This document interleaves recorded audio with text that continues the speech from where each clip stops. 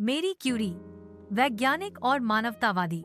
Marie Curie, जिनका मूल नाम मारिया स्कोलोडोस्का था, का जन्म 7 नवंबर 1866 को वारसॉ, पोलैंड में हुआ था। वह एक असाधारण वैज्ञानिक थीं, जिनकी खोजों ने भौतिकी और रसायन विज्ञान के क्षेत्र में क्रांति ला दी। प्रारंभिक जीवन और शिक्षा। मैरी के माता-पिता दोनों शिक्षक थे और उन्होंने अपनी बेटी में ज्ञान के प्रति प्रेम जगाया। हालांकि उस समय पोलैंड में महिलाओं को उच्च शिक्षा प्राप्त करने की अनुमति नहीं थी, इसलिए मैरी को छिपकर पढ़ाई करनी पड़ी। उन्होंने पेरिस जाने का फैसला किया, जहां उन्होंने सोरबोन विश्वविद्यालय में भौतिकी और गणित का अध्ययन किया। वैज्ञानिक उपलब्धियां। सोरबोन में रहते हुए मैरी की मुलाकात पियरे क्यूरी से हुई, जो एक फ्रांसीसी भौतिक विज्ञानी थे, जिनसे उन्होंने बाद में शादी कर ली। साथ में उन्होंने रेडियोधर्मिता के क्षेत्र में अग्रणी शोध किया। 1898 में उन्होंने 2 नए तत्वों की खोज की, पोलोनियम अपने गृह देश पोलैंड के नाम पर और रेडियम।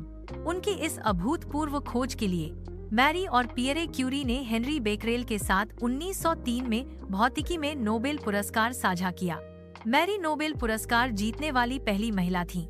1911 में उन्हें अकेले रसायन विज्ञान में एक और नोबेल पुरस्कार मिला, जिससे वह 2 अलग-अलग वैज्ञानिक क्षेत्रों में नोबेल पुरस्कार जीतने वाली एकमात्र व्यक्ति बन गईं।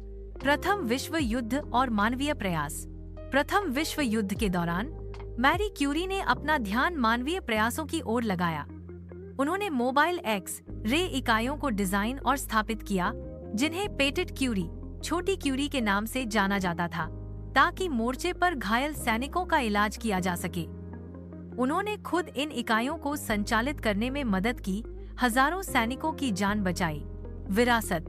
मैरी क्यूरी का 4 जुलाई 1934 को एप्लास्टिक अनीमिया से निधन हो गया, जो उनके लंबे समय तक विकिरण के संपर्क में रहने के कारण हुई बीमारी थी।